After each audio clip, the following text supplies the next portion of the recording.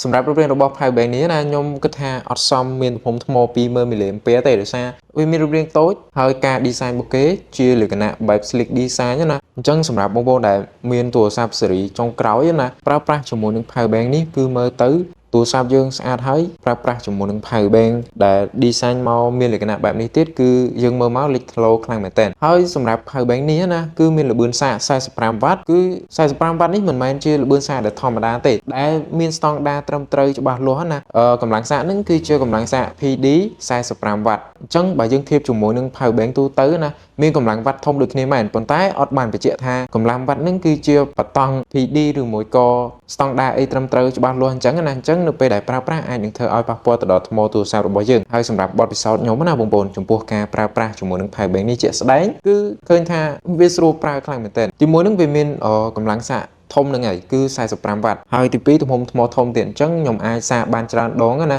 ហើយតាណាគឺងាយស្រួលក្នុងការយកតាមខ្លួនមែនទែនខ្ញុំគ្រាន់តែយកដាក់ក្នុងកាតាបឬក្នុងកាបូបគឺអាចប្រើប្រាស់បានហើយចំណុចដែលសំខាន់មួយទៀតរបស់ power bank នេះគឺមាន wireless charge កម្រមានមែនទែនសម្រាប់ power bank ដែលមានទំហំថ្ម 20,000 mAh ហើយបានបំពាក់មកជាមួយនឹង wireless charge អញ្ចឹងណាហើយសម្រាប់ wireless charge ហ្នឹងគឺមានល្បឿន 15W អញ្ចឹងល្បឿន 15W គឺស្តង់ដាររបស់ wireless charge ហើយអញ្ចឹងបើធៀបជាមួយនឹង power bank ទូទៅ 20,000 mAh អញ្ចឹងគឺកម្រឃើញមានwireless charge មែនតើអញ្ចឹងសម្រាប់បងប្អូនដែលចង់សាក wireless ផងចង់សាកខ្សែផងណាអាចមើលជាមួយនឹង power bank មួយនេះបានអញ្ចឹងឧទាហរណ៍ថាបងប្អូនមាន laptop មួយទូរស័ព្ទមួយហើយចង់សាកក្នុងពេលតែមួយណាសម្រាប់ទូរស័ព្ទអ្នកនរគ្នាអាចសាកជាមួយ wireless មកហើយសម្រាប់ laptop អ្នកនរគ្នាអាចសាកជាមួយនឹងខ្សែនេះបាននិយាយទៅ laptop MacBook អីសាកបានដូចគ្នាណាអត់មានជាបញ្ហាទេអញ្ចឹងបើសិនជាអ្នកនរគ្នាចាប់អារម្មណ៍អាចបញ្ជាទិញឥឡូវនេះបាន